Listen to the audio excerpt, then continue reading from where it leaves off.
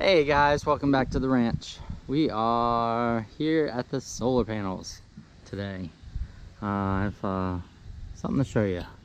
So let's go ahead and walk inside.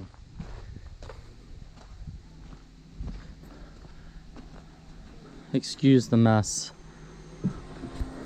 I was in the process over the weekend installing a fourth battery bank. So we got two battery banks outside. Let me show you those. So there's the two battery banks there, and then on the inside I have two more. So it gives me 1720 amp hours of power. They're 430 amp hours each for each bank. This is a 48 volt system, and those are each 6 volt batteries. So I have 8 batteries in the bank. And so you guys are familiar with the Ames power inverter. So I'm having problems with that for the last few months. Capacitors in it went bad, and I called the company and they told me that it was the way I had my electrical system wired up. That's why it went bad. I've had 4 inverters go bad, and one inverter I just strictly use for welding. I only weld a couple times a year, and for it to go bad, and the way it was wired up, which is kind of stupid. You know, everything is labeled on them. You know, AC input, that's where your generators go. That's your AC output. So line 1, line 2, and neutral. I mean, that's all self-explanatory. And the reason I got this 10,000 watt inverter is to run my 240 air compressor. And this is supposed to run, this pump out is supposed to run a 5 horsepower pump, and my air compressor is only 2 horsepower. And these only come with a 2-year warranty, and right after the 2 years is up on every single one of my inverters, after the 2 years is up, about 2 years and 6 months or 2 years and 8 months, you know, things start going bad on them.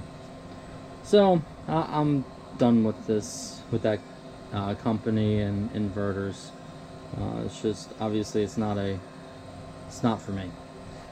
So I went ahead and switched to the Outback.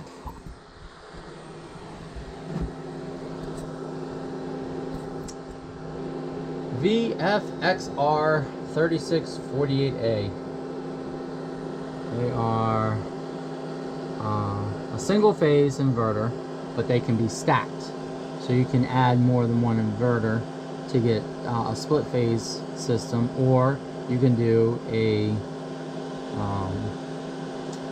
3-phase to run motors and equipment. They also can be grid tied or off-grid system. We have here is an off-grid system. And I have I bought 2 inverters, so I can have 240 volts. Wiring is pretty much self-explanatory. This goes to your mate, or to your hub or mate. If you have a single one, it'll go to your mate. If you're stacking, then you have to have the hub. That's the other thing. When you want to stack these, you have to not only have the mate 3S, but you have to have the hub 3 in order for you to stack these inverters. This here is your on and off switch. You can turn these off individually by pulling this little jumper right here. They all have one, but you can turn all of them off with just this control.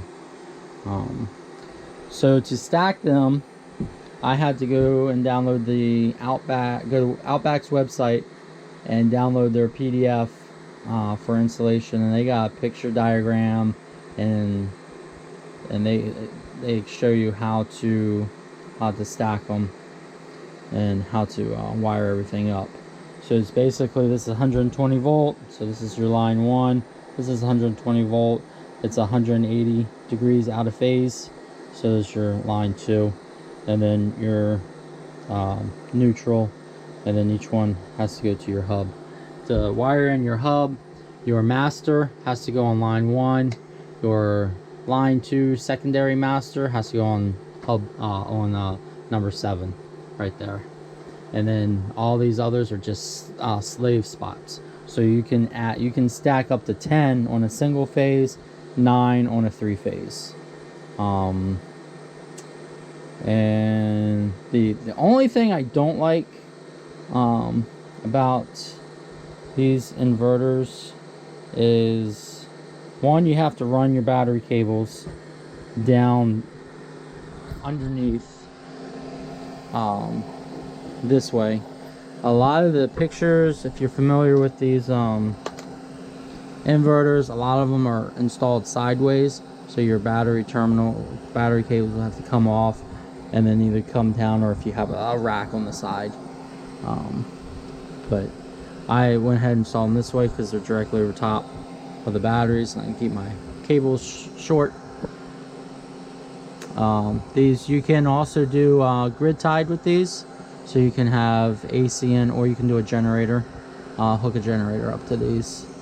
But I don't have a generator. I got enough solar and enough battery power, big enough battery bank where it'll last me a couple of days. But the other thing I don't like is on the Mate 3S is the jack. The communication port is on the back, so you can't mount that flush against the wall, which I think is kind of stupid. But I went ahead and mounted on the door to my breaker box, and then the cable runs inside, and I just kind of tuck it up in there, just like that. It does come with a SIM card, so you can save all your settings. So if you lose power, batteries die, you unhook the batteries or whatever, you can save your information. So you can do press the inverter button, and it comes up with the screen. So my AC output is 126 volts. 1.2 kilowatts. So, and so far I think this is the 5 kilowatts. I think that's how much power I used today, which is pretty cool. It keeps track of that information. The other one didn't. It just told me how much power I was actively using at the time, but this will actually keep a log of how much power you use. So if I go to add more solar panels or add another battery bank, or change the system in any way, I know, or build a bigger house, whatever, I can see how many kilowatts I use on this system, and then I can adjust it according as my family grows and my power needs grows. So, but yeah. And top button is a back button, and it takes you back when you're in the let's see here, the lock. This is, you have to enter the passcode. You gotta enter the user code, which is on default. Their default is 132, and the installer passcode is in the manual, and it's 1732.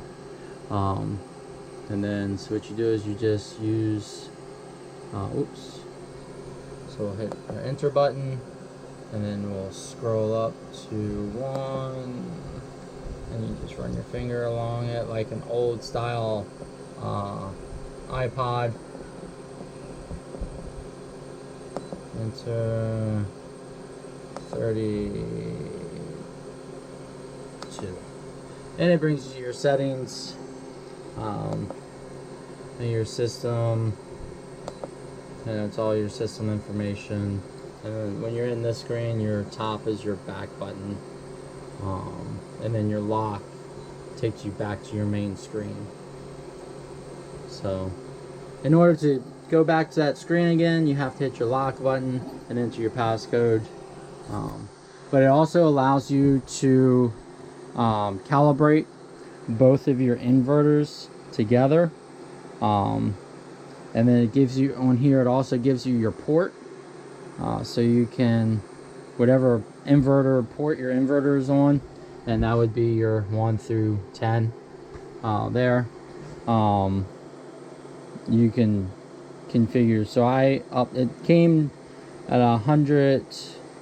So default, it came at 120 volts. Well, I upped the voltage to 125 volts on both of them. And it allows you to do either 50 or 60 hertz. So that's just a little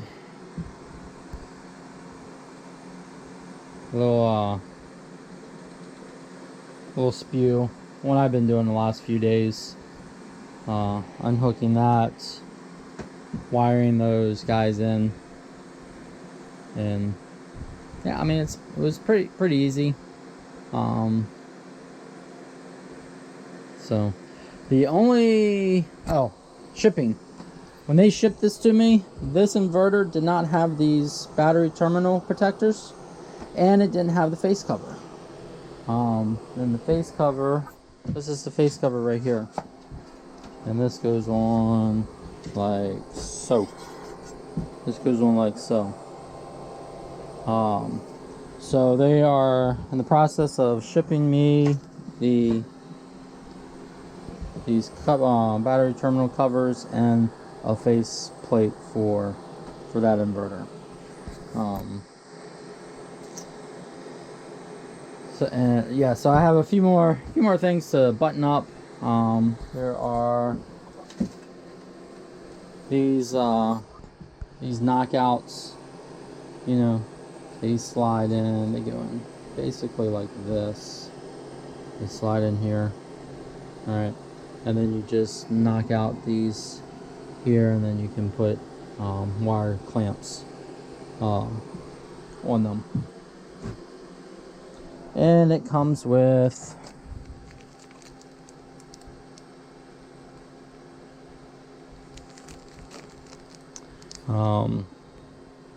moisture barrier, silicone grease, protected from any moisture, and a electrical shock sticker. And then this face plate here, once you get everything done, this face plate goes on like this. So just like that. So, yeah, it's pretty nice. I like them. These inverters come with a 5-year. Oops. There we go. These inverters come with a 5-year warranty. So a lot better than the Ames Power. And the circuit boards, the company has them in stock, and they're only like $250 or something like that.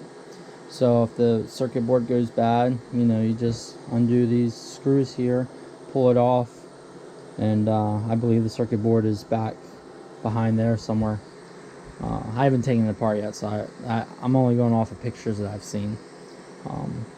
So there are a couple of YouTube videos on how to replace the circuit boards. So if they do go bad, then you can just go ahead and replace them.